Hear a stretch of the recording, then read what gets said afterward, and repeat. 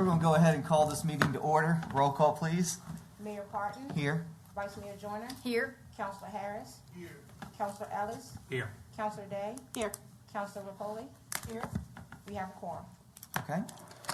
All right. At this time, do we have a motion to amend the agenda to pull C2 and make that the new R7 and scratch R7? So moved. Second. Okay. Seeing no lights for discussion, roll call, please. Councilor Harris. Yes.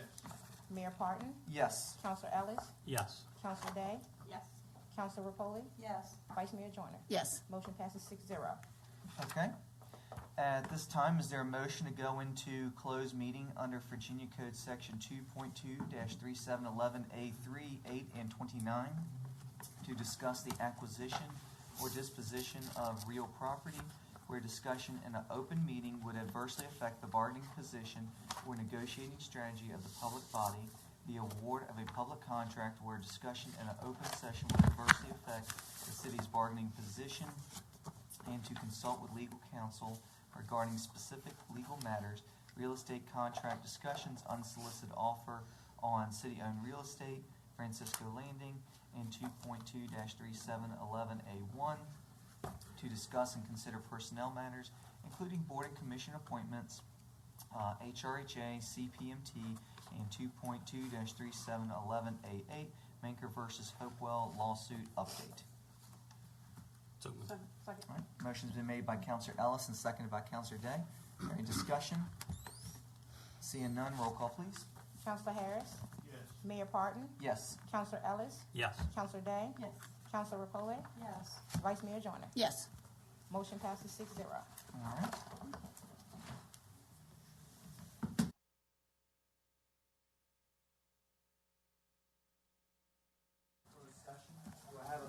Out of closed meeting.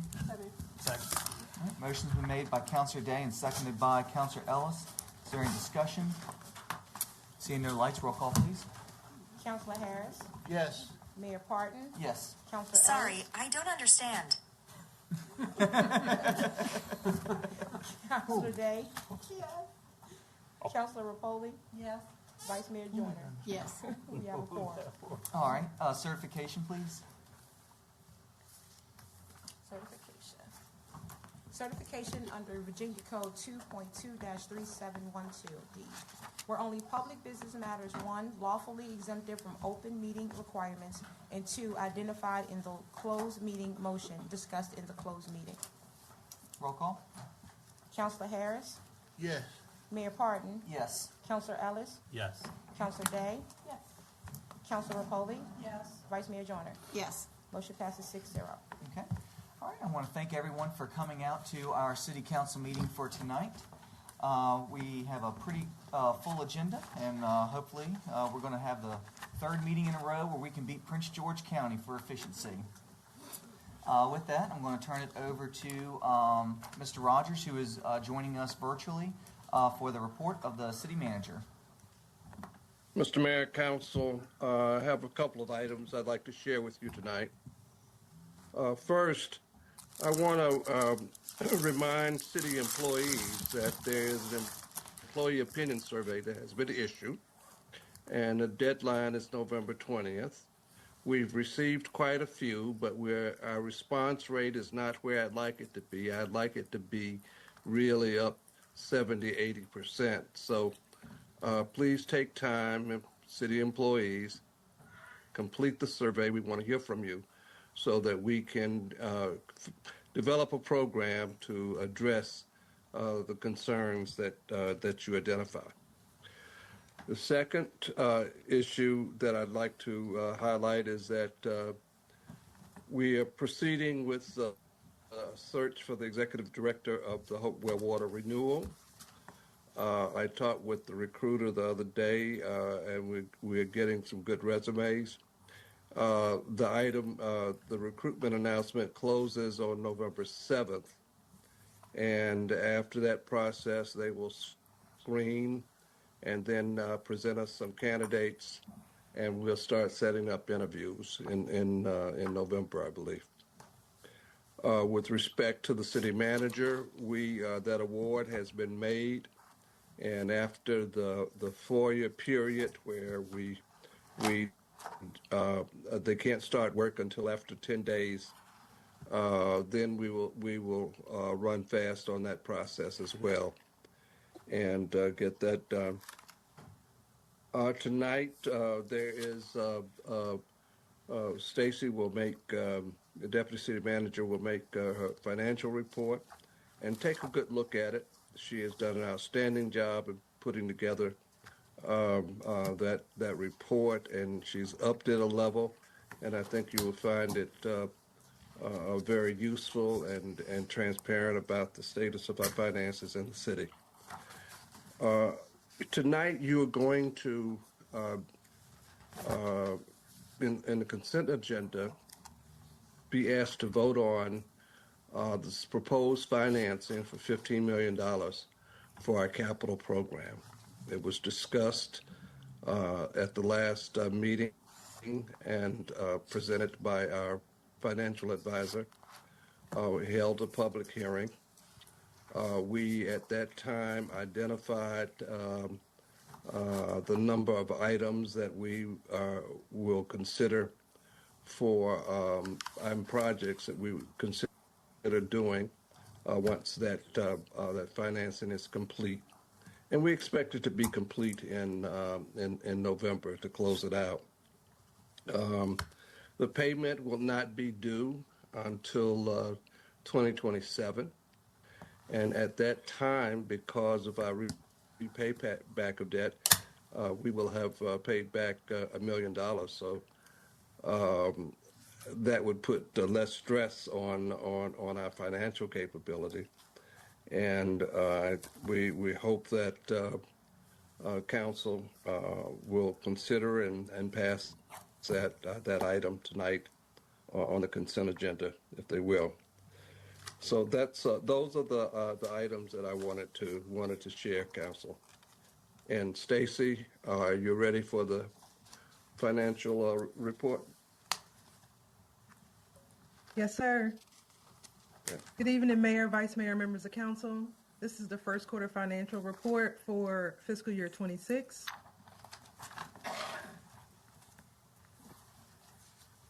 Citywide for first quarter revenues are trending 2% or 4.1 million higher for 26 versus 25. Expenses for first quarter are trending 1% or 1.4 million higher for fiscal year 26 versus 25. The key due dates for the city for revenue is December, February, May, and June.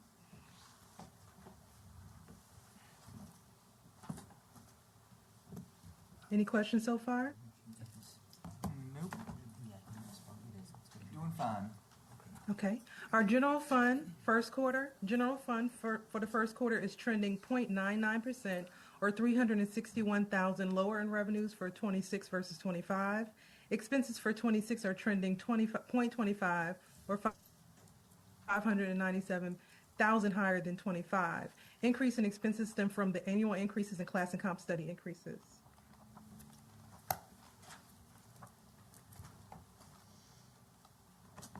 I'm sorry, it's kind of small on my side. Our enterprise fund, budget to actuals for first quarter. Enterprise fund for first quarter is trending 10.87% or 5.4 million higher in revenues for 26 versus 25. Expenses for 26 are trending 0.4% or 396,000 less in expenses in 25. Increases in revenues stem from on-time billing and collected monies owed from data integrators.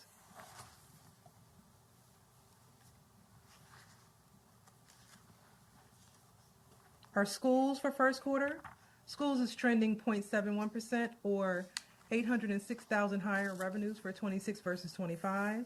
Expenses are trending 3.77% or 2.5 million more in 26 versus 25. A slight increase in revenues stem from state revenues provided to the school system. She needs to move up faster. We're not in sync. Yeah, let's get. We're not in sync. You need to keep Oh, moving. I'm sorry. Keep moving. No, you're fine, Stacy. No, you need to keep moving. We've been past through enterprise funds. Oh, okay. Schools. Schools, here we just passed schools. All right, now the next one. Yes, it should be department budget to actuals Yeah, for move first the next quarter. one. Okay. Department Move budget up to actual. Not quite yet. Give us a second. Okay, so, okay. Keep moving up. There you go. Now we are. We're on, here we are. Okay. Okay, department budget to actuals for the first quarter. There are only two departments that did not, three, excuse me, that were a little bit higher. Trending, we should be at about 25%, and that was finance, IT, as well as the marina, but those were due to repairs and maintenance. For IT, it was a 365 migration, because that was paid in full upfront, and for accounting, it's due to us doing multiple ACFRs in the fiscal year. Okay. That should balance itself out towards the end of the year. Next slide is overtime by department, first quarter. Fire, police, sewer operations, sheriff, as well as the treasurer and HWR are slightly over for overtime, and that's due to the vacancies in those departments. I'm just saying it.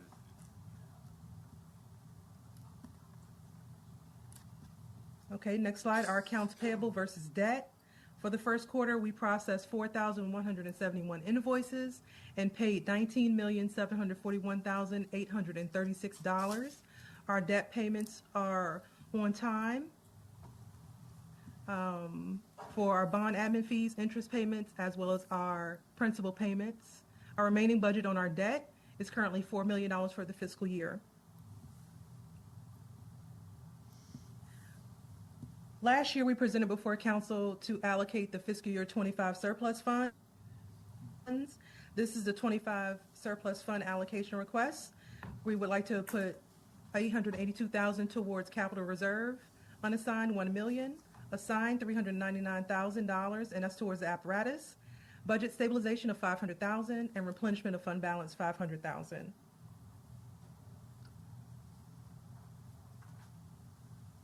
For November, we have our sewer rate study. Public hearing is November 18th. Updates on fiscal year 24 and 25. Mr. Foley should be there to present the 23 ACFR. We're currently working on 24. All items are due to Mr. Foley on October 31st, and then we'll move right into 25. Mr. Rogers, David Rose, as well as Jimmy Sanderson, our financial advisors, and myself, we had a meeting last week, and what we spoke about was the opportunity to do some refinancing on the city's debt. So once we move past 24, we'll start looking into that. And we also have an opportunity come February, once we get some good preliminary figures, to go before the credit rating agencies to obtain a bond rating for the city of Hopewell. That concludes my presentation. Wow. Any questions? No questions, but Stacy, I will have to say that nice finale that you gave was probably some of the best news for those citizens that follow and understand municipal finance are really going to appreciate that good news. Yes, so thank we you are very excited. Thank you. And thank you for all your hard work Yeah. Thank you. on this. This is really, Incredible. really exceptional. Incredible. Thank you. Okay. All right. Well, if Okay, there's that's all I have, Mr. Mayor. okay. All right. If there are no questions, we'll move on to actions from closed meeting. At this time, is there a motion to appoint Courtney Curtis to the CPMT board? So move. All right, and I'll second it. All right, motion's been made by Vice Mayor Joyner and seconded by myself. Is there any discussion? Seeing no lights, roll call, please. Councilor Harris, Yes. Mayor Parton, Yes. Councilor Ellis, Yes. Councilor Day, Yes. Councilor Rapoli, Yes. Vice Mayor Joyner. Yes. Motion passes 6-0. Okay. All right, at this time, we'll have Pastor Hart lead us in prayer, followed by myself for the Pledge of Allegiance. Please rise.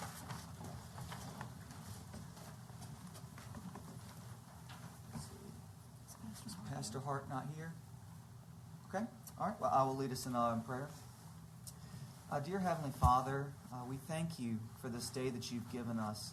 We thank you for all the wonderful employees that continue to serve our city and continue to deliver services to our citizens. Lord, we pray that you will be with us tonight and give us guidance and good wisdom as we make decisions to move this city forward. In Jesus' name we pray. Amen.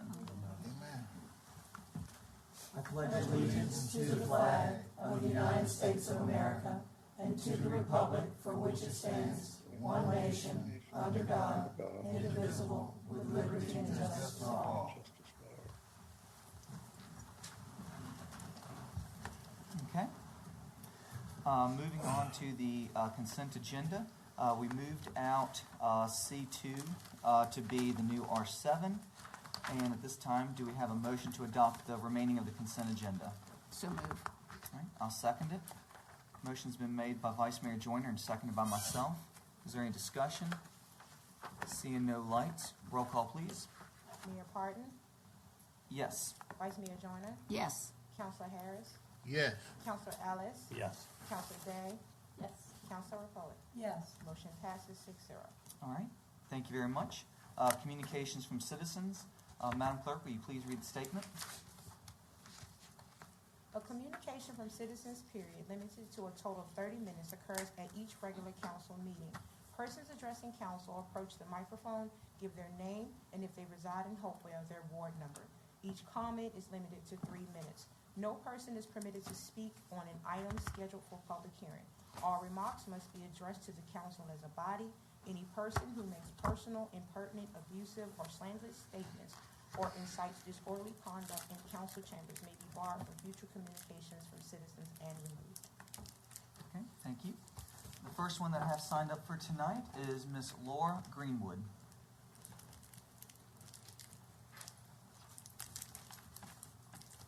Hello, Council. My name's Laura Greenwood. I'm from Ward 6. Yolanda Stokes is my representative. She's never here. She needs to resign and have somebody appointed in her place. I'm fed up with this council. No offense. I have offered my help. I've given you an analysis report on the restaurant for the marina that should have been on each of you to do. We the people do not want. We don't want it, period. Now about this $15 million loan you guys want. It's your responsibility to be sure there's plenty of surplus to cover any serious situation, such as the pump station. Had this council made sure the pump station was maintenance properly, we wouldn't be at this predicament. By the way, you are not elected by the people to be our personal real estate broker. You are responsible for lowering our taxes and maintaining the infrastructure of the city. Industrial plants provide the city with millions of dollars. I'm looking into this further to see how much that is. It's my understanding you are not exempt from a class action lawsuit for misappropriating taxpayers' funds. It's also my understanding that the city audit that started somewhere over 2 years ago is still not available. We, the people of Hopewell, along with the law firm, will require our own audit if this isn't provided in a timely manner.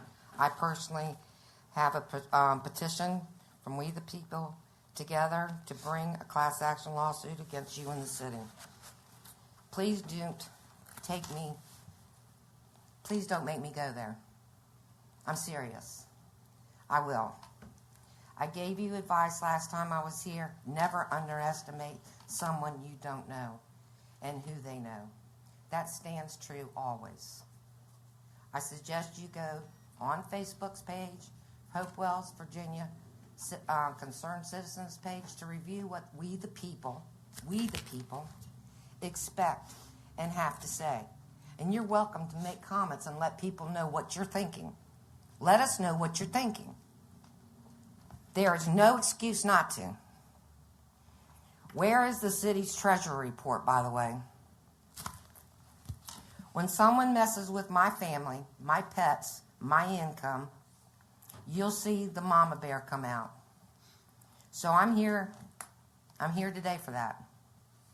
So I dare you to charge me one red penny in my wastewater bill because you guys have been incompetent in the funding our city. Now I'm ticked off.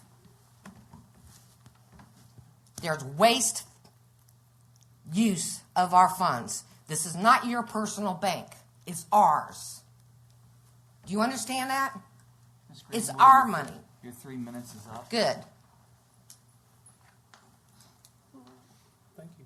All right, next one I have signed up for tonight is Ms. Sherrall Fuller.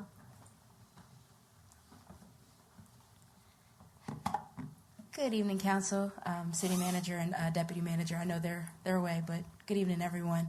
My name is Sherrall Fuller, and I live in Ward 5. And I do apologize. I missed last meeting, but I came in at the end, and I was like, oh, I missed it. But I do apologize. I did hear there were such lovely comments as feedback from the city's National Night Out, which I must say was a great turnout. I want to thank HPD, Chief Taylor, with Officer Reed David, Captain Terry, but especially Tabitha Martinez and the entire Parks and Rec team, all the vendors, even Hopewell City Public Schools, Dr. Hackney came out, all the vendors who came and made that such a great success. And I do also want to thank the counselors because there was so much positive feedback that I was given.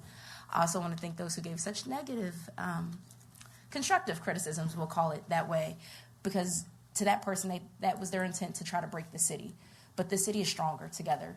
And so we're not going to break from negativity. We're going to build, and we're going to keep doing better and stronger. We're stronger together than we are apart.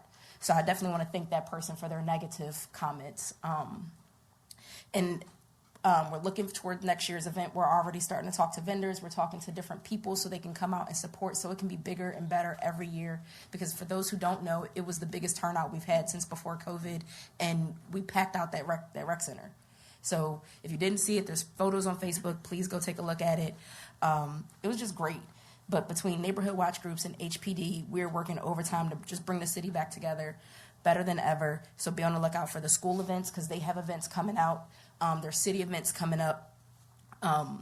And if people have the opportunity, please sign up to attend, lend a helping hand, and show up. I know I see it on Facebook. I know we all see it constantly posted, but we want nicer things. We want more events going on in our city, but then people don't show up. So how do you expect people to do more for a city when the citizens don't even show up for the events that are currently happening now? And I get it. There's people who are sick and shut in. I understand. And this isn't towards those, but those who can attend, those who can support. We're all one, so it's okay. And I appreciate those who weren't able to attend. But it was a great event. Even McGruff actually dunked the Chief Taylor. So, for those who don't know, Chief Taylor was our person in the Dunkin' booth, and McGruff got him pretty good. So it was quite awesome. But also, Ward 5 will be having their monthly neighborhood watch meeting Monday the 3rd, the day before the elections. For those who aren't able to attend, we do go live on Facebook, so that way those can watch it virtually.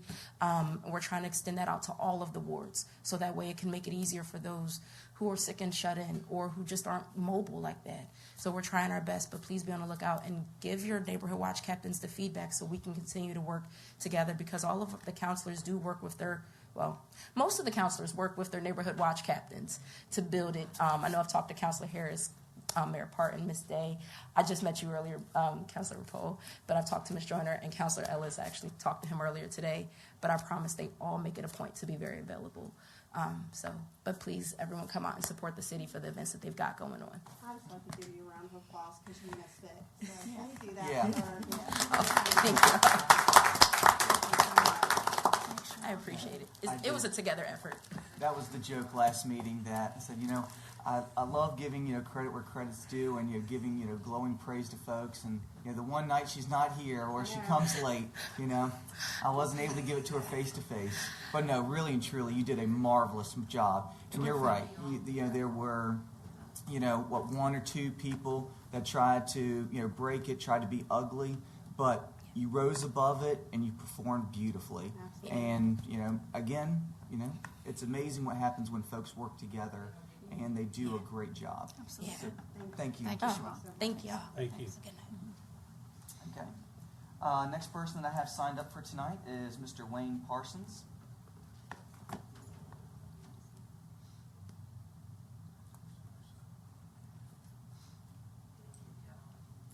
Good evening, everyone. I'm Wayne Parsons. I live in Ward 1.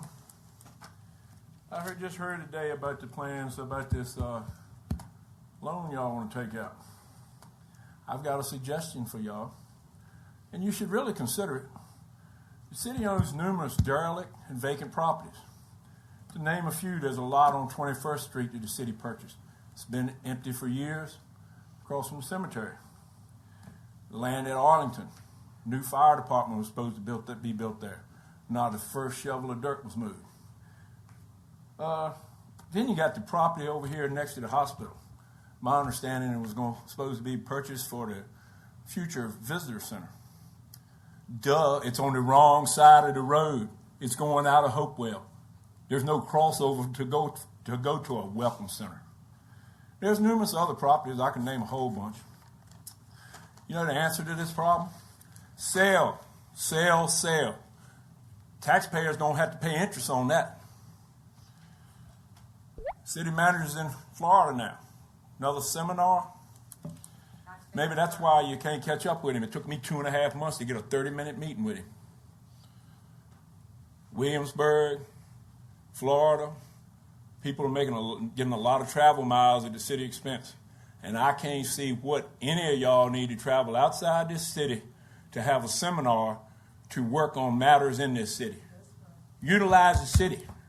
You got restaurants, you got hotels, you got centers to have your conferences in. Same thing here. Amen. We didn't have to pay. We wouldn't have to pay you to go there. It's just a shame that so much money is being wasted in this city. I just found out here recently that a good man that served the city as the director of water renewal and public works left. Yeah. Why did he leave? He was doing his job. Right. Man. Was he, or was it because the people that he was trying to weed out ran to HR and complained about him? Must be trying to hide something. Y'all need to look into what's going on in City Hall. Thank you. All right, next is Mr. Ed Hauser.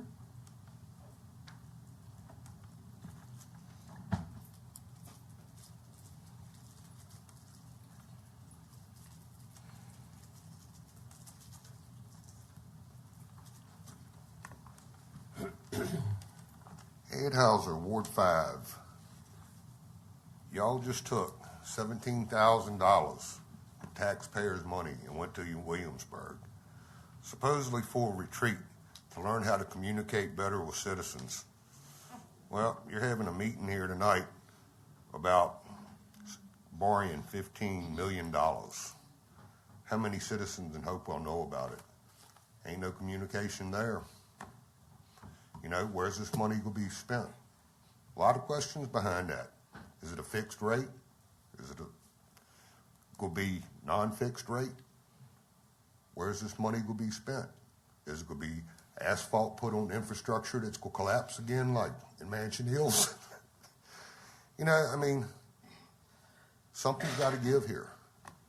Something's got to give. These people in Hopewell can't afford to pay in stuff that goes up and up and up and get no answers for what they're paying for.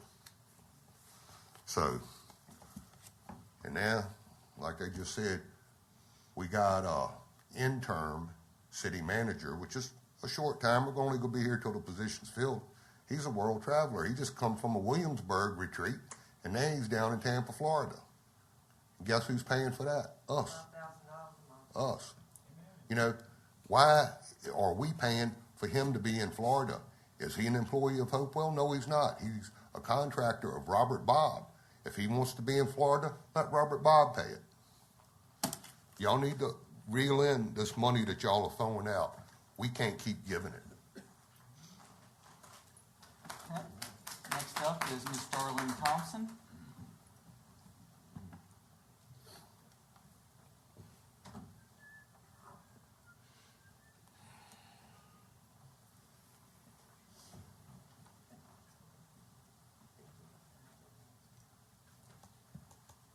Darlene Thompson, Ward 6. It seems like it never stops. It seems like it's Donald Trump on steroids here at the local level. You all are doing exactly what you all want to do with taxpaying dollars. You have Susan Day that ran on Your Vote, Your Money. Ellis ran on We're Going to Take Our City Back. Michael Harris ran on, what did you run on, Mike? Going to give the people what they want. None of it.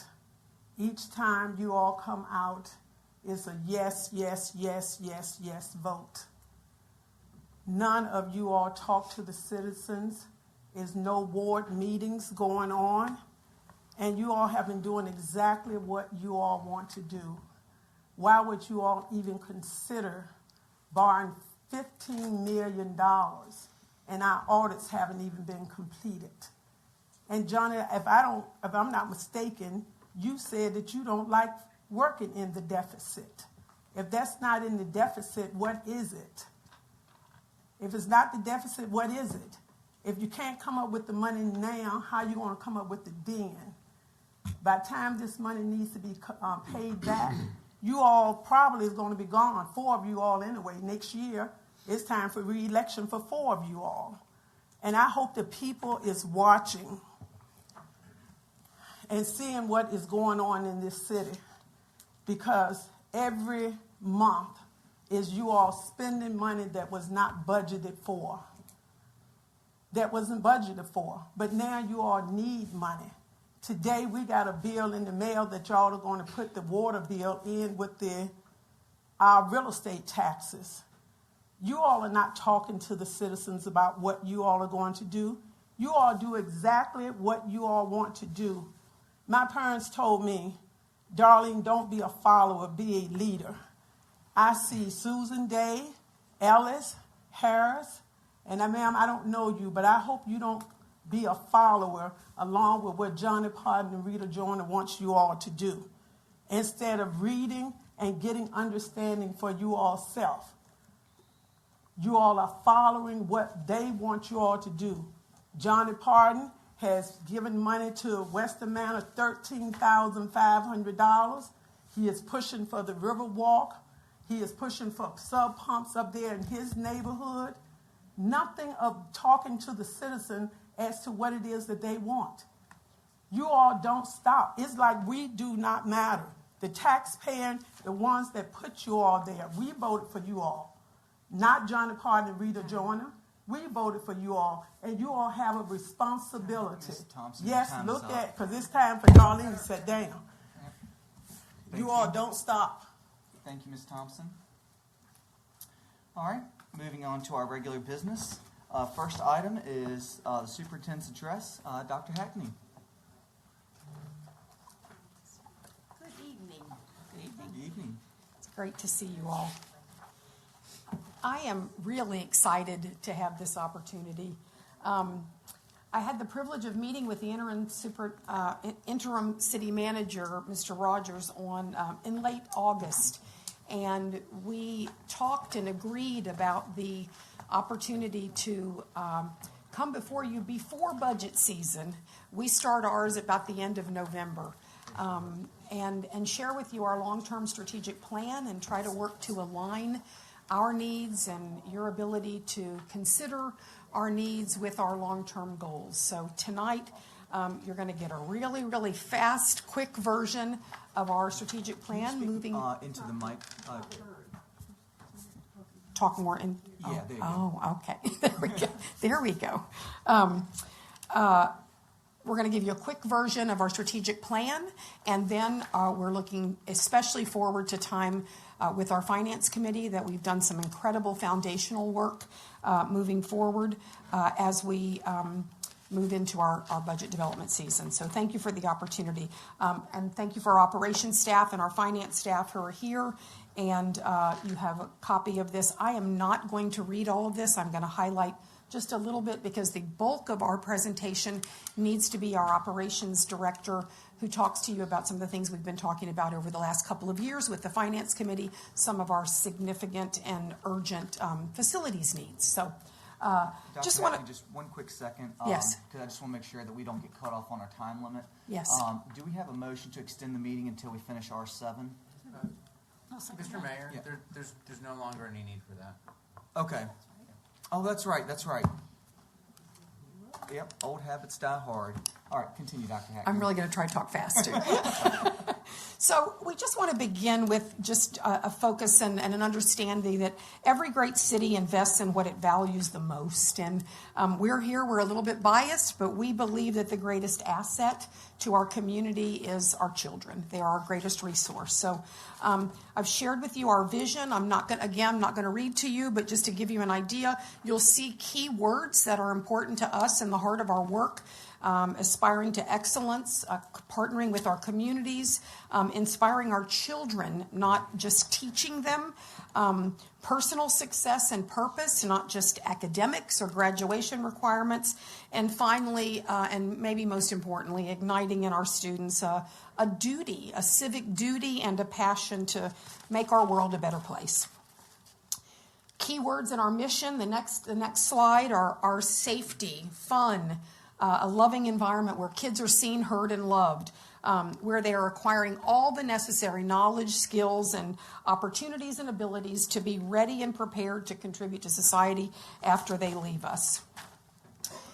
We still espouse these 4, what we call our CREW values. The C stands for a spirit of community, R, real world deeper learning, E, empathy and equity, and W, works of excellence. So under community, we're looking to focus on a sense of belonging, a oneness, something that connects all of us as a city and as a community.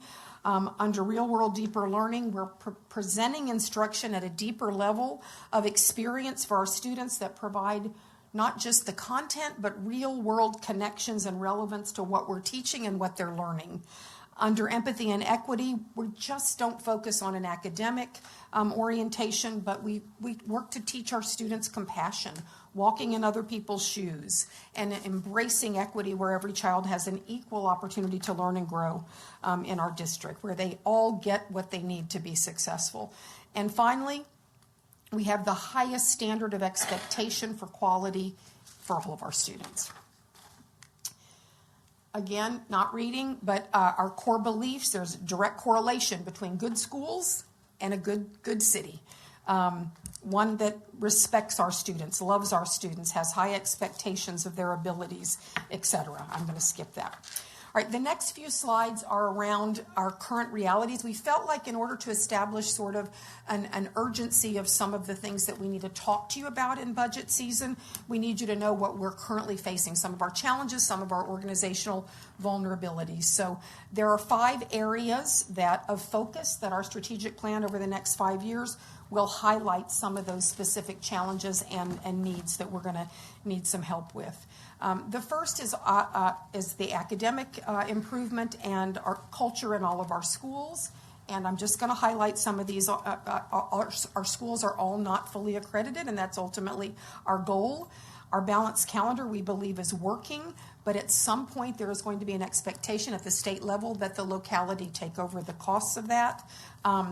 As you all know, since COVID, we have seen a significant increase in student just unique needs, social, emotional, and behavioral. We are finding an extended need for mental health support to support their success in school. And there's a lot of increased programming that we believe the majority of our students need to continue to be successful and continue to advance. The second and third area is around staffing, professional development. So some of our current realities in that area that are really, really concerning us is the number of properly licensed and endorsed teachers has significantly been reduced. That's a national problem, not unique to Hopewell, but a significant concern here. 60% of our teachers are fully licensed, which means 40% of them are not.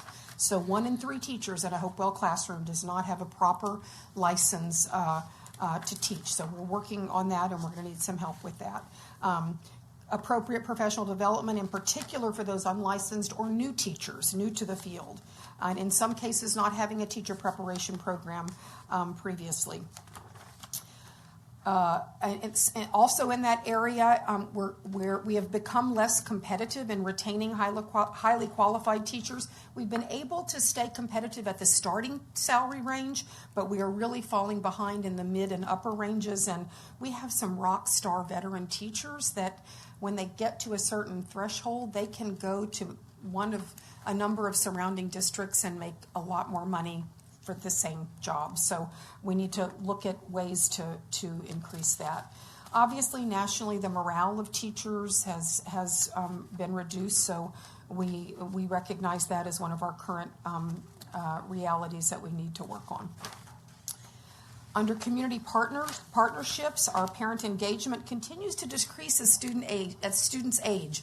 We wish that our parents would be as involved at the high school level as they are at the pre-K and the elementary level. But so we want to continue to really work towards better engagement with our families and our community. We recognize that this is a very benevolent city and people are willing to help. It is just amazing. But we also recognize that we've got some work to do because there are some untapped resources that are out there and partnerships that we can make that in moving into the future. And finally, and the one that you all in particular through your wonderful finance committee and facilities committee is our biggest and most urgent priority is our facilities. And the current reality is that there have been minimal opportunities to fund capital improvement projects since our building bus replacement fund has ended. And we're happy and excited that that's back in place. But there, as a result of that, many of our building maintenance and improvement needs have been compounded over time. So the next slide is just to reiterate our 5 focus areas of our 5-year strategic plan are academic improvement, improvement of school climate in all of our buildings, enhancements to our staffing and professional learning, increased community partnerships, and major capital projects to improve and enhance some of our significant and urgent facilities needs.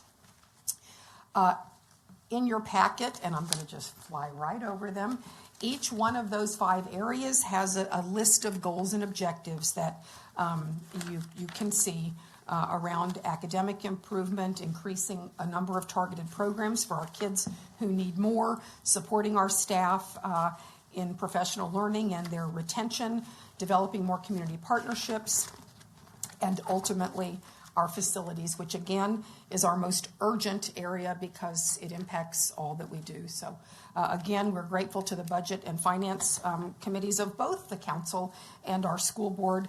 They have done a lot of work and had a lot of conversations to both define and explain the urgency of our work with respect to our facilities. So at this time, I'm going to turn this part of the program over to Berlin Gregory, our Director of Operations, who's going to do a deeper dive into our facilities issues. Good evening. We've had an opportunity to share our overall capital budget with council before and with the finance committee, and we've really appreciated that partnership and that work. We wanted to share how that aligns with our ongoing strategic plan, and it's really probably one of our greatest needs. And, capital improvements in schools are not just costs, they're catalysts. They raise property values, strengthen neighborhoods, attract families, and build the workforce that this city depends on. And this is my 25th year in education. The majority of it spent on the instructional side of the house, and I've never heard people talk about this. Yale just released a study. The state of Virginia is looking at how they can start to improve the facilities because it's extremely disproportionate in the capital investments that are going into schools. So Yale did a study, and they've done a direct correlation to what capital investments, specifically building envelope projects, do to student learning outcomes. We talk a lot about programs, we talk a lot about curriculum, but I haven't heard many people talk about the impact that capital investments make. They found that students gained 6 to 8 months of instructional progress over a 3 to 8 year period. That's a pretty significant jump. And you can see the charts there in your packet. But when you think about HVAC and roofing, which are 2 of our greatest needs, those have the greatest direct correlation to student academic outcomes. They also took the study a step further, and they discovered that there's a direct correlation to athletics facilities and the median house prices in the communities where those investments were made. And so we're seeing where these projects are taken on, that one, student academics is going up, and two, the house prices are going up because of the investments in schools. I thought that was pretty fascinating research because nobody's really talking about it. And it's definitely disproportionate. We're seeing higher, more affluent communities that the cost per pupil is extremely high versus lower income communities. We're just not seeing those capital investments. If you go to the next slide. So you've seen the spreadsheet, and it's overwhelming. You know, we have $61 million worth of capital improvements that need to be made. They compound over time. We look at buildings like Woodlawn that need to be completely rebuilt, and it's a lot. It's overwhelming. Probably, if I had to sum up what our greatest needs are in this moment, and we've talked about this with the Finance Committee, it is the HVAC system at Hopewell High School, the roof at Carter G. Woodson, and our school bus replacement. And you can go to the next slide. Oh, you're already there. There is no quick fix for the HVAC system at Hopewell High School. The piping that runs the geothermal wells is corroded. It's falling apart, and there is no fix to that. And so we are in a position where it's dire. If we lose, and here's compressors that are rated to last 20 years, we're seeing them last 18 months. Some of those compressors are $20,000, $30,000 a piece. When you have to replace multiple of them, which we had to do this past summer, it was $175,000. It's significant. Should there be a failure and one of the pipes just corrodes completely on us, there is no fix to that. We won't have air condition in the school. Because of the city's work, the Finance Committee's work, we've been able to move some conversations forward with some of the HVAC partners in the area where they weren't willing to have a conversation before because there was no funding source. They're having some conversations now because they see the city is in a much better place. And so that price is sitting somewhere around $4 million to replace the rooftop units, to vacate the geothermal for HVAC. The next kind of desperate situation is the roof at Carter G. The entire roof needs to be replaced. We received a grant. We replaced a piece of it this past year, the 6th grade wing and the gym. But you can see the pictures up there. The roof is holding water. If you look at that video on the screen, you can literally just squeeze water out of the insulation. After we did the core samples, you can see the insulation, and you can squeeze the water out. The next one is buses. We haven't, since the building bus replacement fund went away, and you all know this already, kind of the average you want to keep buses on the road is about 15 years. That's what people feel comfortable with. We have 11 buses that go out this year, 4 next year, 3 the year after, 5 the year after that. There hasn't been because we haven't had that fund in place, there's been no opportunity, no funding source to start to replace those buses. So we have 11 right now that are reaching their age limit. And that's it's tough in a couple of senses. One, probably the more urgent is they take so long to get when you finally are able to attain a funding source. And so it's not all bad news either.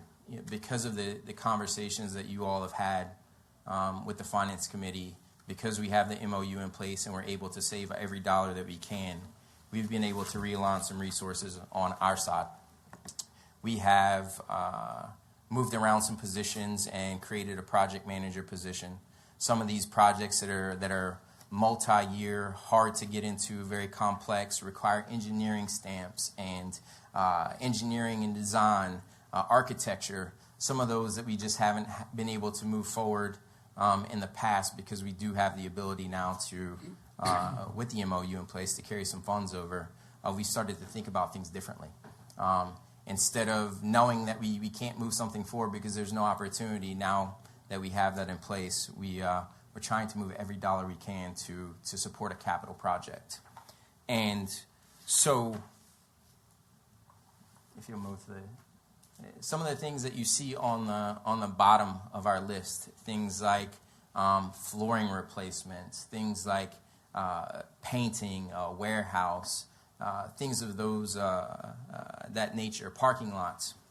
While we haven't been able to pave parking lots, we've thought about how we can just manage every resource that we have. And if you move to the next slide, you saw Myrner on the list. Up in the top left-hand corner, that's what Myrner used to look like. It was bad.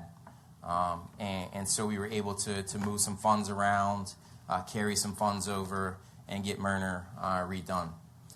Some of the parking lots were just falling apart. We've been able to get those gravelled and redone. We're trying to take it and invest every dollar we can in capital projects. We don't have the money to build a new warehouse, but we're getting creative in spaces that we own. So we've created a warehouse in a space that we already own, and we're checking that off of our capital expenditure list. If you'll keep going, a lot of the things just compound over time with deferred maintenance, because we were sitting, the mindset, I think, was waiting on building something new and not so much in how we use dollars to invest in what we currently have. So we've started to just rebuild, repaint, take care of all the deferred maintenance things that have gone just undone for quite some time. And we're trying to, if you'll go to the next slide, trying to stretch every dollar. We started to think about things as creatively as we can. And so I think there's an opportunity for the City Council in conversations to help fund a piece of the roof at Carter G.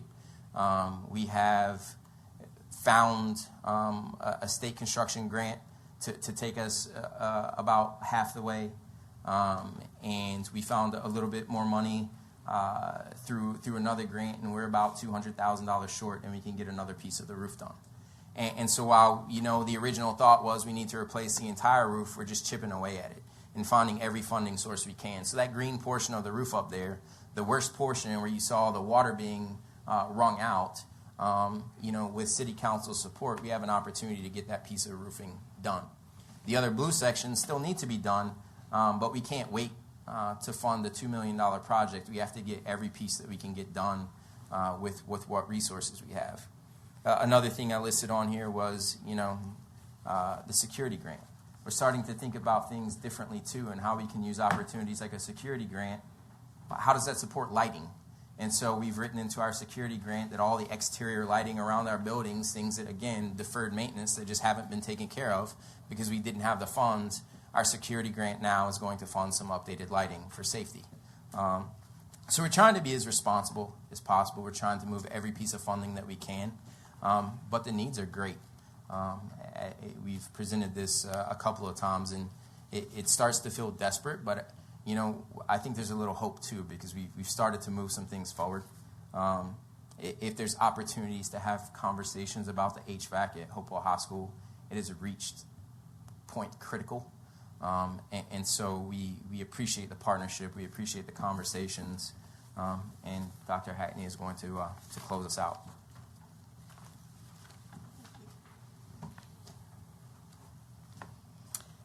I just want to say how thankful we are to have council that allows us the opportunity to talk with you about this over time, to strategize in creative ways, to sometimes feel like we're doing the impossible. I'm sorry that the people that were here for a public comment didn't stay to hear some of the hard work that you all have and we all have in this city to make it the very best that it can be. we love you and appreciate you, and thank you for all that you do for us. And just going to end with a couple of thoughts. Every dollar that we invest in our schools is a down payment on the future of Hopewell, our children, our neighborhoods, and our collective hope. This is a moment to make Hopewell's facilities match the promise of its people to create and enhance our existing schools that are not just safe and functional, and they are that right now, but worthy of lots of brilliance that they hold inside them. We're not just building schools, we're building Hopewell's future. And we just want you all to know that we take this responsibility very seriously.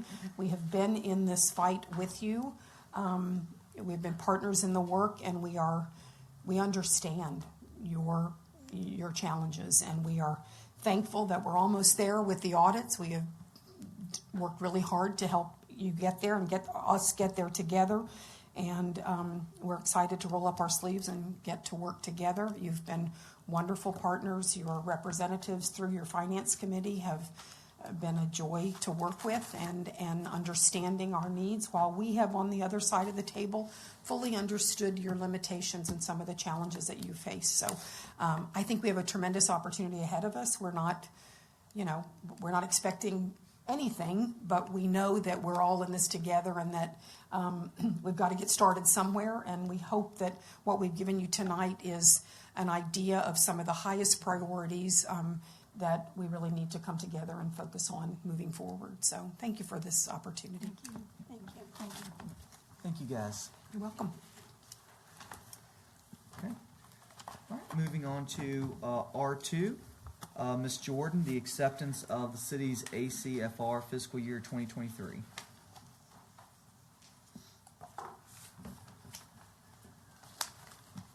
Good evening again, Council. David Foley will come forward to present the fiscal year 23 ACFR report. He's right here. Yep, he's right here with a big smile on his face. He has a big box. Good evening, Mr. Mayor, members of council. Thanks for having me here this evening. We've completed the audit for the FY23 ACFR, so here to present the results of that to you all. And I have copies of them I'd like to pass out if I could. Yes. Or you can just give them to Charles. He'll take care of it.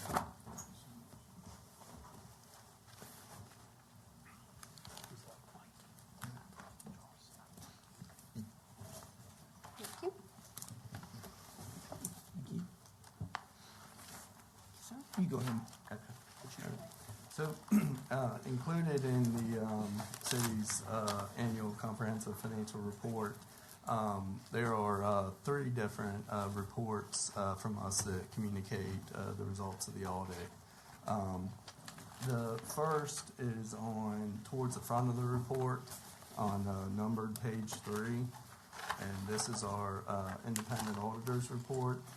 And this report is where we say we did perform an audit on the city's financial statements, and is where we issue an opinion on the city's financial statements. And we have issued an unmodified opinion on the city's financial statements, which means that the city's financial statements have been prepared in accordance with generally accepted accounting principles.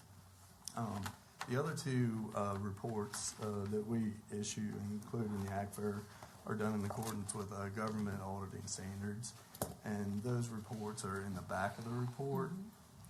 Those start on page 146.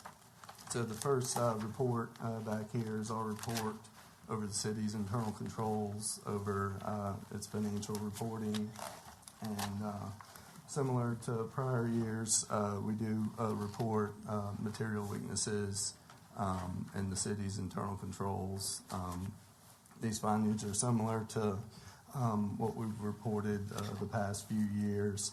And the main theme of these findings are reconciliations and monthly procedures to have in place to ensure the accuracy and completeness of the financial statements. And as I've said prior, as we're kind of working through these older years, these findings are going to keep popping up just because this was 3 years ago, so those procedures haven't been able to be put in place. So, but as we work through these older years and get to more current, hopefully we can see some improvement in these areas. So it should be 2025 Is that the one that should be the good, clean audit? I When think that has the potential, yeah. Okay. Again, we'll work with city management to see how they're progressing on the monthly reconciliations. But I think FY25 is where I think you can see some improvement again. That'd be The next Robert- year. the- That would be next year, first half of next year. Yeah. Right. Okay. And then the third and final report that from us that's included in the ACFR is a report over the city and school board's compliance with its major federal grant programs. As part of the audit for the major federal grant programs, we go through a compliance supplement issued by OMB to make sure that the city is complying with its federal grant awards as they're expending as grant awards. This report was claiming we noted no significant deficiencies or material weaknesses in the city or school board's compliance with its major federal grant programs. But that's all I have for FY23. As Stacy stated, we will begin working on FY24 with the goal of completing that in December. Okay.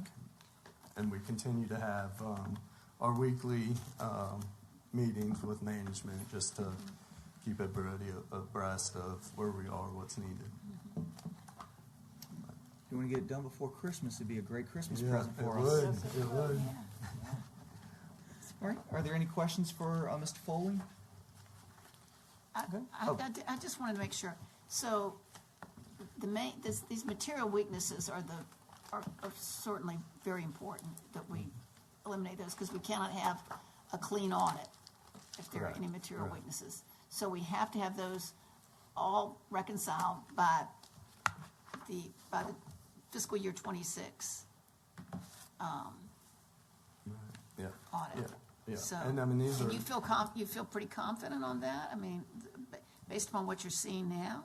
Well, again, right now we've looked through 23, so none of these procedures were in I place. understand. So, as we yeah. get closer to the, Now, you might see some things in fiscal year 24 where there were some changes made. Would you not? I'm trying there's to think. potential. Yeah, I mean, I know the Robert Bob Group got started in the middle of FY24, so Yeah, so maybe a little bit. So it's probably maybe by 25. the end of the fiscal year, there started to be some of these Okay. procedures in place. Okay. But certainly, as we work through 24, we'll stay in communication Okay. with management to see All if right. those procedures are being enacted. Okay. Again, it's a big piece of internal controls that you're doing these monthly reconciliations, and they're done timely. So even if you're caught up by the end of the fiscal year, if you went the whole fiscal year without doing it, then that's kind of the issue with these older years. Okay, all right. Thank you, appreciate it. Thank you. Thank you very much. Thank you, Mr. Foley. Thank you. Thank you. Okay. Moving on to R3, Ms. Jordan.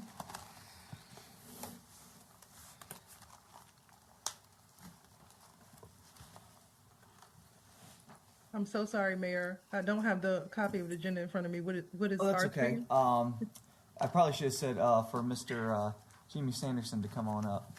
Yes, Davenport, Mr. Jimmy Sanderson is here to do the diagnostic fiscal year 23 credit rating. Thank you. Mr. Mayor, members of council, Jimmy Sanderson with Davenport. We are the financial advisor to the city. You've seen this presentation before. We've updated it for FY23, perfect timing.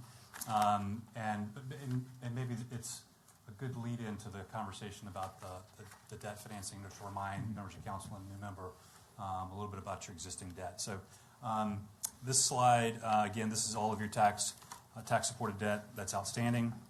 You can see there the original amounts were about $53 million, now down around $29 million. Let's go a few pages forward keep going forward. Skip that. Stop there. Perfect. This is what your debt service looks like on an annual basis. And graphically, you can see over there on the left that our debt service drops about $1 million out in FY28.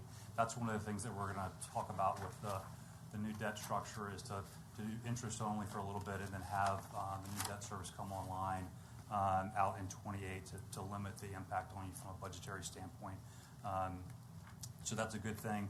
One of the other things to note again down the bottom, the bottom bullet, the city's paid off about $34 million worth of debt since 2015, which was the last time you borrowed for money. Jump to the next slide. Just a reminder, we do keep track of sort of the city's general borrowings versus schools and versus utilities. Here you can see the breakout between the what I'll call the city's general fund debt on the left, the school debt in the middle, and we roll that up on the far right. That's what we consider the tax-supported debt. Go to the next slide. We'll skip this. Again, we don't have ratings right now on the general fund, but we plan to pursue that hopefully here soon. Next slide. This is your utility debt. The top part is the regional wastewater bonds.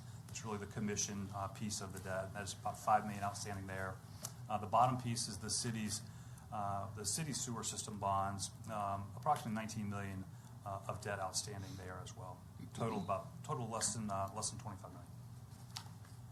We'll skip the next few slides that just lay out again the debt service structure on the utility systems. Keep going, and then maybe we'll go a couple more slides, one more, and we'll stop there.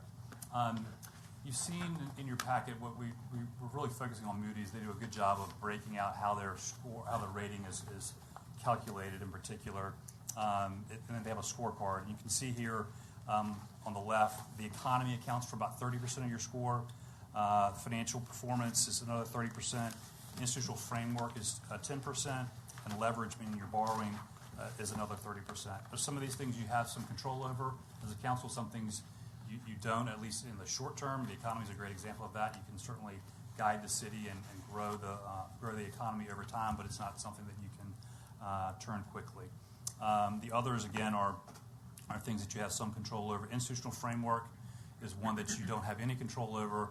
All local governments in Virginia get the same score for the institutional framework piece of Moody's rating. The next slide is FY 20, and then to go to the next slide, that's FY 21. And then I'm going to walk you through one more slide, please. Yes. All right. So this is based off the FY23 ACFR, and the good news is we really didn't see any material change from the prior years that we've looked at. So your score has stayed about the same. But just to remind you, we've got sort of the categories that Moody's looks at on the left. Again, the economy, financial performance, institutional framework, leverage, and then a total score. And you can see where you fall in each of these. I'll just pick one, for example. The easy one is your fund balance and liquidity ratios. Those are very strong where you are, and you fall out in the AAA category in that regard. I will say if you look at the very top line, which is line 2, resident income, for example, that's on the lower end. And so they put all of these things together and they calculate a number down at the bottom. It's 3.23, and that 3.23 number equates to a AA2 rating on their scorecard, and that's highlighted that for you. So if you fall between 2.5 and 3.5, you're going to be in that AA2 category, which is a very, very strong rating. Go one more slide, please. This we want to give you a sense of sort of where you stood with some of our neighbors, small and large. And one of the things that I wanted to point out, again, this is sort of color-coded, heat map, call it. And you're on the far left, and it's the 23 numbers. If you are in the very first one, if you're in the single A or below category, it's highlighted in pink. If you're in that sort of beige category, you're in the double A, and that's where economic growth is. In green category would mean you're in the AAA category. And you go down to the bottom again, and we've got you at that AA2 score. One of the things that I wanted to point out, if you look at Chesterfield at the very bottom, you'll see that Chesterfield scores out at a AA1 credit rating, but the rating agencies notch them up one to AAA. They do the same for the city of Richmond. Colonial Heights scores out at a AA1, but they notch them down to a AA2, so just one notch off. So that's just, I want to remind you that the raw score isn't the end of the story. rating agencies do reserve the right to move you up or down a little bit based off sort of non-statistical items that they might find. And we may find that, given our history with our audits, they may say, until we see you get a number of audits on time, we may keep you at a lower level until you get back up again. That's it, Mayor. And one thing I did do, just because I suspect one of you would ask, because you're a good group, I did take the $15 million that you're going to consider tonight, threw that into the analysis for 2023, and it doesn't really change the numbers materially. Okay. So I want to make sure you do that. So that's it. Happy to answer any questions on this piece. You might have answered my question, because I noticed there was a difference on, if you look at sheet 18 and 19, where our weighted score comes up to a 3.23. Right. And then the next sheet over is 3.19. Yeah, that should be 3.23. 23? Okay. Yep. So they didn't change it. Okay, so that didn't, okay, gotcha. Yeah. It's a good catch. But, no, but this is, again, just, going back and, showing that, we are doing, the right things, that, we are following the best practices and our financial policies and procedures. And we're incrementally, making improvements on, this raw score. I mean, we could go back and we can look at, 2020 when we first did it, and we're showing, 3.31, and now we're down to a 3.23, and, we haven't even had the audits come out yet that show us actually implementing the new policies and procedures.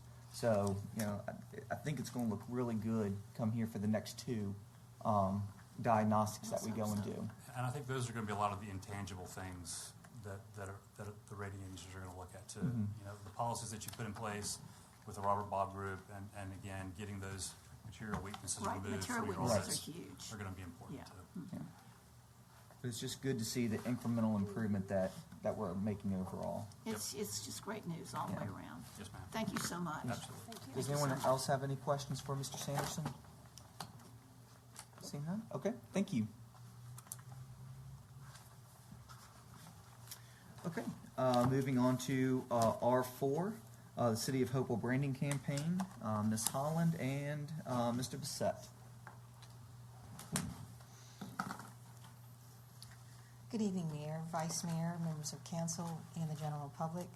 Tonight I'm pleased to share with you a branding campaign developed for the City of Hopewell and to discuss why this initiative is timely and necessary.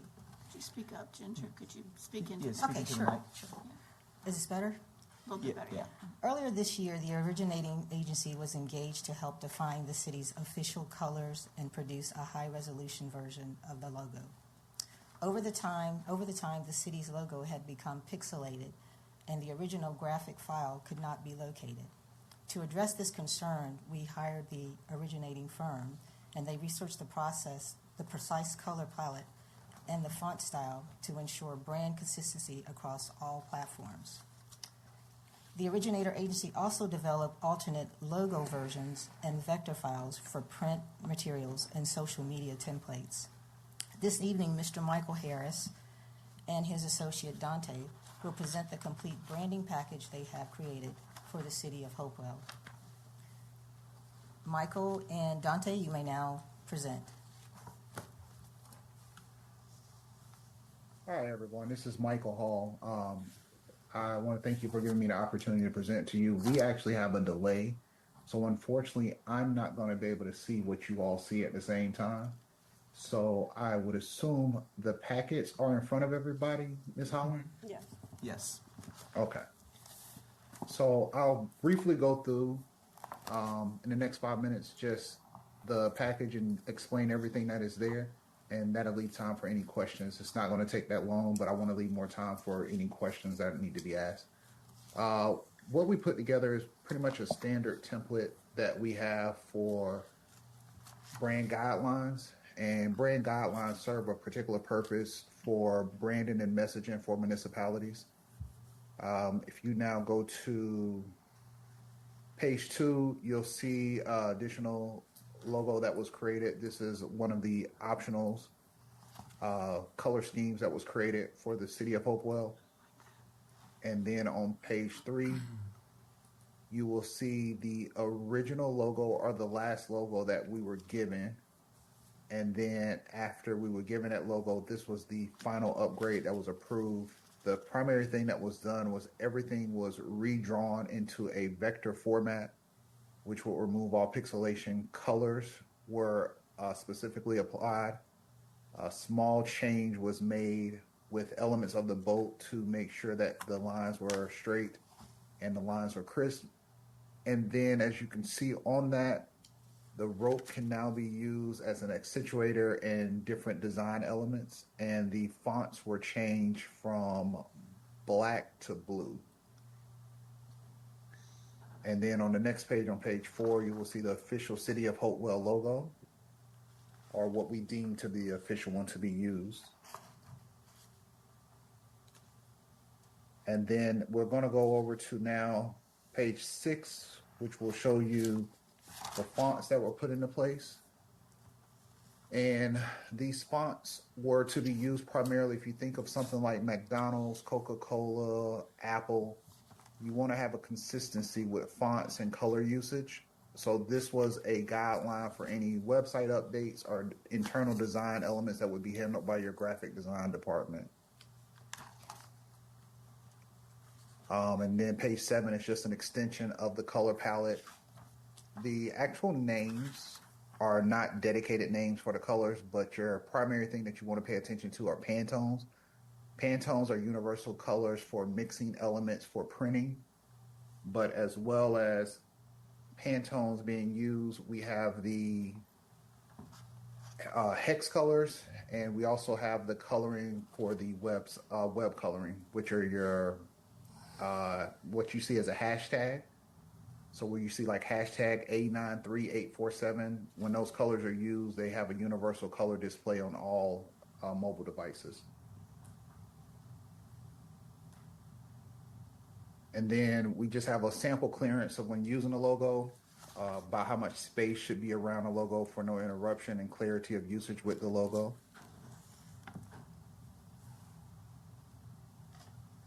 The additional money that was put in was also used for alternate logos. So you have a horizontal logo. We created a social media avatar because there was a discussion about expansion into social media marketing for outreach to constituents as well as outreach to tourism development. And on page 10, you'll start to get in some of the sample graphics that were created. Graphics and colorways are normally created so that when constituents see it, they automatically know what's about to be discussed. So like this would be a color scheme for inclement weather. On the next one, this would be a update, and I'm on page 11 now.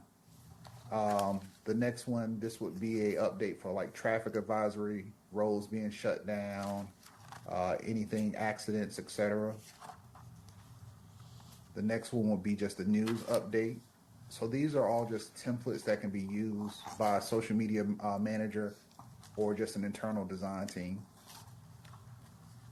Page 13, you'll see just a sample use of if there was like a quick newsletter or something that was going to be sent out with an email blast, or even used for our social media again to send an alert. And then the last one is the breaking news, where you could make announcements of different things that are happening within the city of Hopewell. One of the primary things or more important things that we put together was a universal email signature. Universal email signatures contain a lot more weight than most people do, consider. Universal email signatures help for cybersecurity purposes. What you want to have, because most of the time different hackers or different people will not have the exact fonts that are used. So as you can see on page 15, there's a sample of an email signature that would be universal for all employees of the city. And then below it, it shows you the exact structure so that when you're setting up your email signature, you know exactly what size the font should be and what font should be used. For something like this, your IT department would normally come by and make sure that the fonts are all installed onto your system so that you can use it. And we sent over the fonts, and there was about 50 different versions of the logo sent over, because the logo was sent over in multiple formats, which are different colors, as you saw the alternates, but they were also sent over in alternate file formats. PNG, which is primarily used for internet purposes because they have a transparent background. EPS files, which are vector files that are primarily used for printing, or large format printing because of the mathematical elements behind EPS. Adobe Illustrator files, which would allow a graphic designer to take elements of the logo to be used in multiple ways. And then a JPEG file is just a flattened image that can be used for graphical purposes. The brand guideline book was put together so that all departments kind of had a understanding and knowledge of how the logo should and should not be used, and to make sure any upcoming projects that were released by the city had more of a universal look. So like any other major corporation, but especially in municipalities, the use of consistent colors and fonts allows residents and tourists to recognize the brand, which strengthens messaging behind the city. And that was all we did. There was actually no structural changes made to the logo. There were no element or design changes made besides some clarity with the flag itself. But the logo was basically redrawn from scratch, and now you would have a universal logo, fonts, and colors to use for all projects moving forward. All right. Thank you. Thank you. Are there any questions from City Council? Okay. Thank you. Mr. Brissett has a portion of this as well. Yeah. This is just because it's sort of related, just a very quick update. I just want to let you know that we have applied on behalf of the city with the State Corporation Commission to have the city's seal trademarked for trademark protection. And at some point in the next couple of months, I'm going to bring in front of City Council for your consideration an ordinance to regulate the use of the city's seal. Okay. Thank you. And Council, also, this branding process, I have talked with IT, and we plan to implement this in January of next year because they are under a lot of projects right now, so they can't bring this into the fold right now. But we talked about doing this in January. Okay. Great. Thank you. Thank you. Okay. Next is R5 with Mr. Bennett.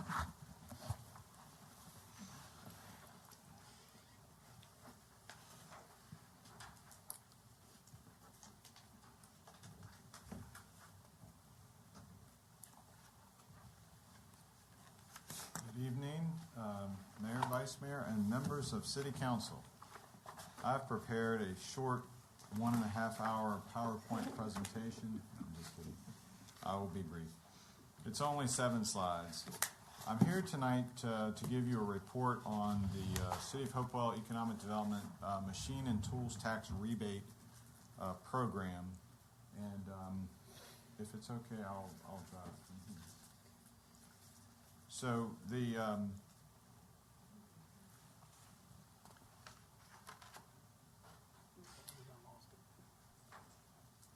let this update for just a second here. So in essence, for the sake of the public who may be watching or reviewing this later and don't fully understand it, I'm going to take just a few minutes and talk about what the machine and tools tax is. So in the City of Hopewell, we have a machine and tools tax, and this is assessed on the original capitalized cost and year of purchase of new machinery. The assessment is it's kind of interesting the way that it's done. It's a 25% of the original capitalized cost before you start to put any valuation and taxation on it. So the way I like to explain it is, if I bought a $100 tool, I would not be paying $3.10 tax on that, because that $100 tool, as soon as I put it to use at my manufacturing facility, our Commissioner of Revenue reduces that down to $25. So 75% of that original cost is taken away immediately.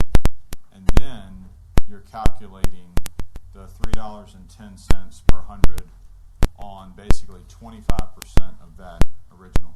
Now, I don't know why that is the way it's calculated. It's not universal around the state of Virginia. Some people do it on 90% of the value. So those people have a lower cost per 100, but they value it higher. It seems like every municipality that does machine and tools tax does it in a little different way. This is the way that Hopewell has been doing it for a while. I'm not here to talk about the methodology. I'm here to talk about our enterprise zone and the rebate for it.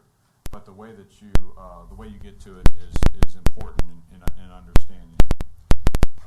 The manufacturers have to file by the 15th of every February, and then taxes are due on that the 15th of June and then the 5th of December for their machine and tools tax. The other thing that's interesting about this is it's cumulative on equipment that is placed in service and being used, and equipment that is taken out of service. And it also does not include any pollution control equipment. So if someone is doing an upgrade to a manufacturing facility that has to do with pollution control, that is exempt from our machine and tools tax, even though it may be part of the process. So overall, the City of Hopewell machinery and tools tax contributes roughly, and I say roughly because it ebb and flows up and down year over year, but roughly around $10 million or 19% of the annual revenue to the city's general fund. And here again, noting the pollution control equipment is exempt from that. So in our enterprise zone, we have a rebate program. And this rebate program is part of our local incentive. Just a quick overview for those who may not be familiar with the enterprise zone.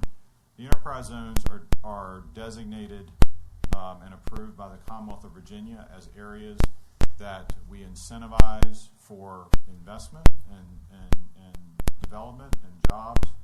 And so as a locality, we applied for these enterprise zones, and we have 3 in the City of Hopewell. And as part of that, the Commonwealth of Virginia, they put incentives in on the table for people that are coming into that area to open a business or to make more investment.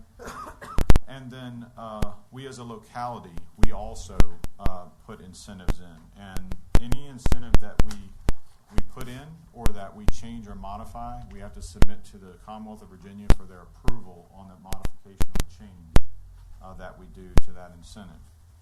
So we set up this enterprise zone machine and tools tax rebate program that takes for the first 3 years after a new piece of equipment or a new tool is put in service, and it returns back to the manufacturers a 30% rebate. So if their tax on that new piece of equipment was $100, when they pay that $100 tax, the city treasurer returns a rebate of them of $30 back on that for the first year that after completion, and then the subsequent 2 years. So simply put, over the first 3 years, the manufacturer gets 90% of their taxes back.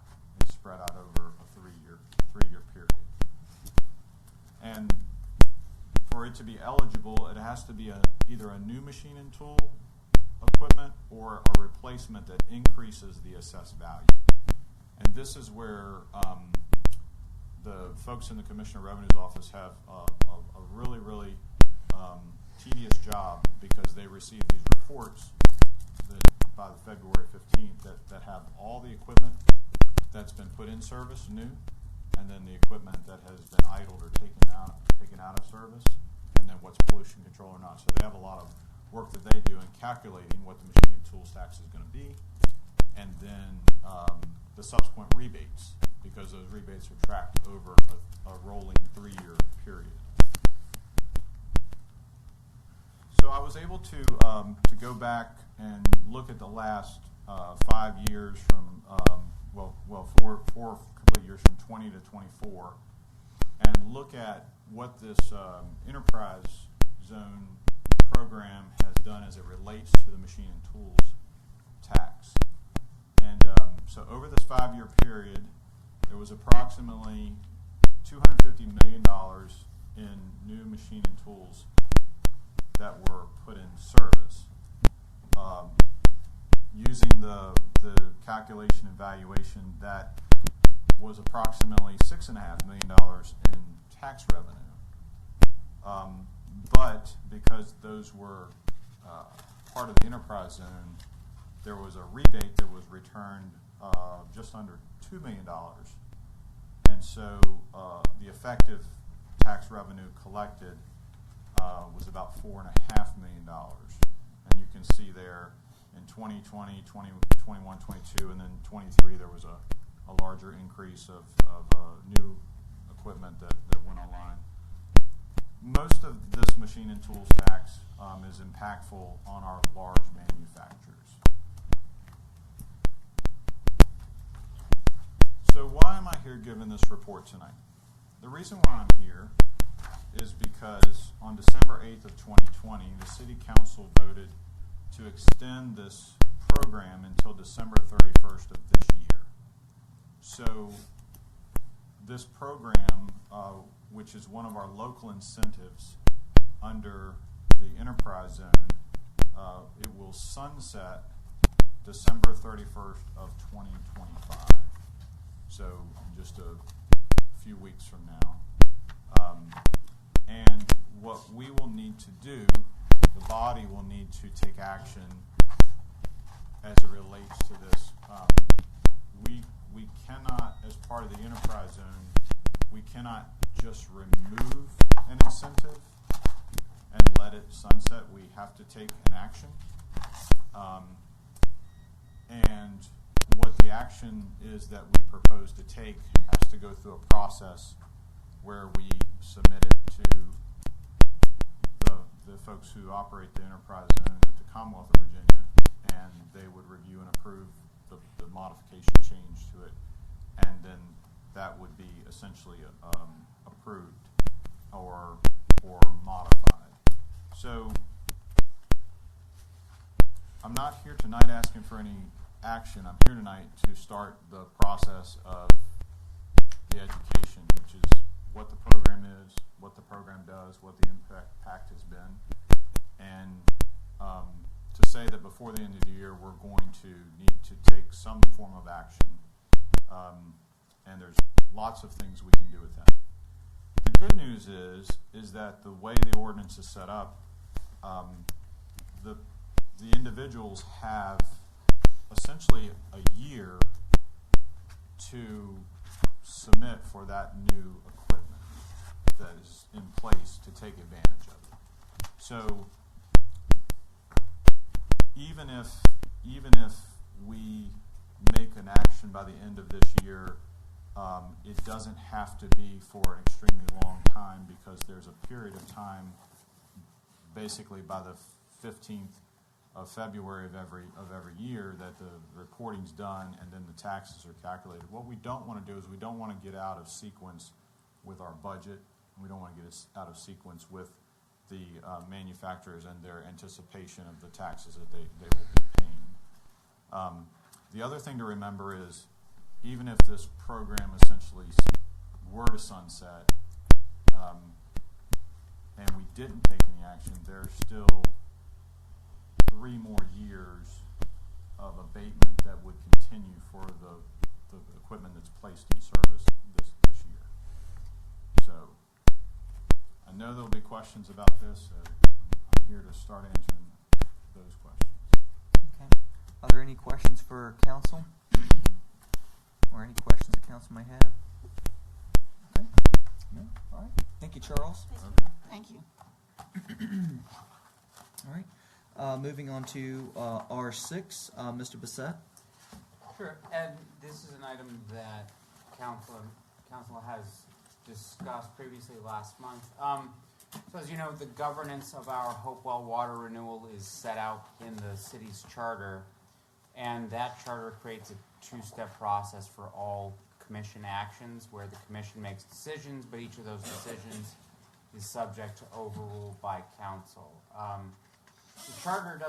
The charter also has the problem of it not creating any possibility for the HWR's residential customers, that is Prince George County or Fort Lee, to become partners in its support and its governance. After speaking with council and then with some of our industry partners, what we have here today is a draft resolution for council's consideration that would request that the General Assembly address these problems by first bringing the governance of the HWR into the commission itself instead of relying on that two-step process, and also by allowing for Prince George County and Fort Lee to have the opportunity to join the commission once they become full contributors to its operation. At the end of this process, if this is adopted by the General Assembly, you would have a commission that, just as it is today, can have on it anywhere between 3 and 6 members representing industry, and then it would have 2 members representing Hopewell, in that being the city manager, and 1 member of city council, and then not immediately, but if and as Prince George County or Fort Lee become what's called a user of the facility, that is to say, not just a customer, but would allow them to become partners in both the governance on the commission and also responsible for investing in the capital improvements and maintenance of the facility. So that's what this draft resolution in front of council for consideration would do. If it's council's pleasure to pass this, if in effect passing this resolution would be to ask our local representative in the state Senate, Senator Aird, to carry a bill for us in the General Assembly to seek this charter change. Okay. All right. Are there any questions for Mr. Bissett? Is this something that we're going to take action on tonight? Yeah, this is a resolution. It only requires to come up in front of council once, and you all are allowed to take action tonight if you see. Okay. All right. Is there a motion to approve the resolution requesting that the General Assembly adopt an amendment to the charter for the city of Hopewell as presented tonight? So moved. Second. All right. Motion's been made by Vice Mayor Joyner and seconded by Councilor Ellis. Is there any discussion? Seeing no lights, roll call, please. Councilor Harris? Yes. Mayor Parton? Yes. Councilor Ellis? Yes. Councilor Day? Yes. Councilor Foley? Yes. Vice Mayor Joyner? Yes. Motion passes 6-0. Okay. Moving on to R7. We pulled out from the consent agenda the discussion on the capital funding ordinance and resolution. Stacy, can you give us just a very brief rundown again for us and for the public? Yes, absolutely, Mayor Parton. Davenport and R.T. Taylor with Cruz, the underwriter, came before council a month ago to present the opportunity that the city had for private funding of $15 million. Originally it was 10, and we decided to increase it to 15 for some capital projects that we have throughout the city. We have been working with our bond counsel, Mr. Chris Culp, who you'll hear from shortly, in regards to obtaining these bonds and the resolution and ordinance to be passed tonight so that we can start the process of closing on this private funding for the city of Hopewell. Okay. Mr. Culp? Good evening, Mr. Mayor, members of council. I'm sorry I'm not there with you this week as I was 2 weeks ago, but you have before you for consideration 2 action items, and we'd ask for separate vote on each. One is the ordinance, which is the second reading of the ordinance that was introduced 2 weeks ago after the public hearing, and that is just a basic authorization because the charter asked for action by ordinance to authorize the issuance of debt. And then we have before you for consideration as well tonight a bond resolution that gets into more details for the specific bond issue that would authorize within parameters that are set out in the resolution by maximum principal amount, interest rate, final maturity date, and issuance of the debt within those parameters, and then delegating to the mayor and to city staff to finalize the details so long as they fit within those parameters. The resolution also includes the typical tax covenants that would be necessary for this debt to be issued on a tax-exempt basis, and then includes an authorization for different types of issuances, both in a limited offering, public offering, as well as a bank placement or a limited placement situation. And we expect and Mr. Sanderson may be able to get into this further, the discussion further with the Cruz and Associates folks from RT Taylor, that is the way to proceed in a placement with their investor. But that is a basic overview of the resolution, but happy to answer questions that council may have on the resolution or the ordinance or other matters about the financing. Okay, so you just need two separate motions, one for the resolution and one for the ordinance for this, correct? Yes, Mayor. Okay. Okay. Are there any questions for Mr. Culp? Let's see, was that Mr. Harris? Okay, go ahead.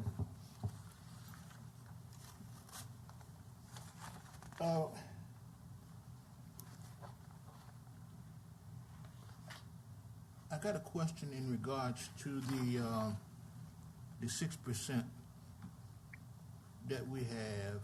Can you explain how that process is, how it works in regards to the maturity date and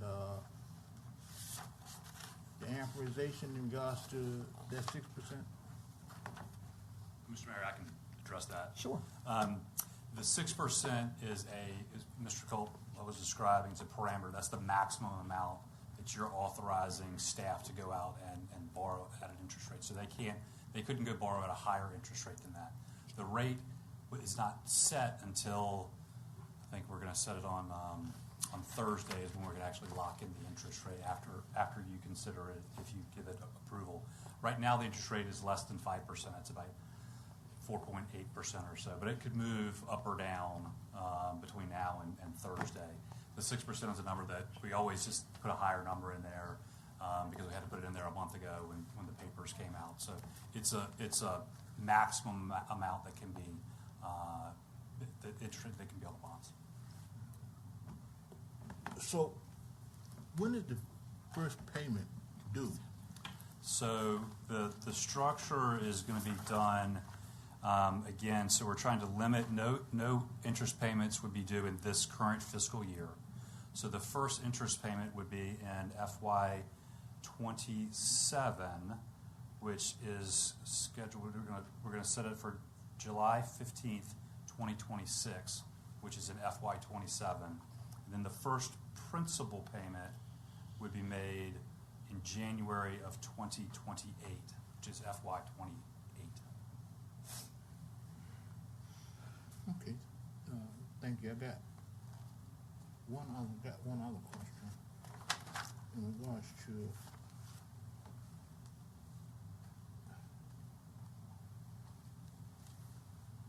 the specifics about the reason why we are entering into this bond issue is directly involved with, capital expenditures? Yes, sir. So the resolution and the notice of public hearing set out the specific types of projects that you can spend this money on. And so there, if you look at the resolution, it's the very first paragraph where it lists the types of capital expenditures that these proceeds can be used for.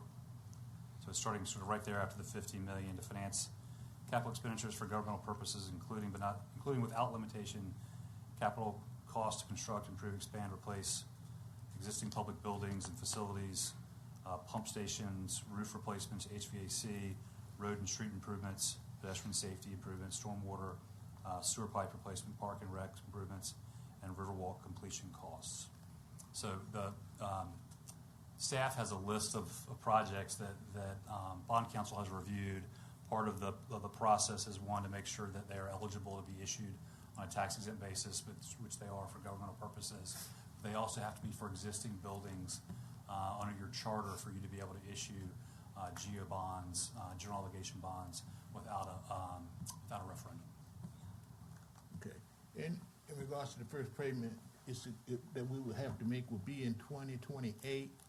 Would that be included as part of the budget for that year? So the first payment would be in FY 27. It would be just be an interest payment, and it would have to be included in the budget for FY 27. Yes, sir. Thank you. Absolutely. Okay. All right. Is there a motion to approve the ordinance for capital funding as presented tonight? So moved. I'll second it. Motion's been made by Vice Mayor Joyner and seconded by myself. Is there any discussion? Yeah, I just got one comment. Sure. I wanted to make the comment in regards to being in support of this particular bond issue and the expenditures. And this one's back listening to the school board and what it is that's happening, and some of the other capital expenditures that we need to take care of as a city. I see that this right here would be something that would be positive. However, I don't want to overstep our limits of what we can afford to do as a city. And also, I want to make sure that the money that we have is equitably spent throughout the entire city. Okay? Thank you. Okay. Seeing no other lights, roll call, please. Councilor Harris, Yes. Mayor Parton, Yes. Councilor Ellis, Yes. Councilor Day, Yes.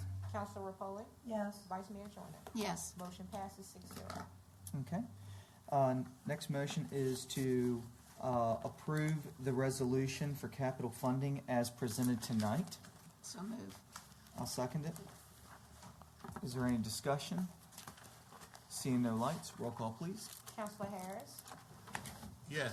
Mayor Parton, Yes. Councilor Ellis, Yes. Councilor Day, Yes. Councilor Rapoli, Yes. Vice Mayor Joyner. Yes. Motion passes 6-0. Okay. All right, and that concludes our meeting tonight. Thank you, everyone, for coming out.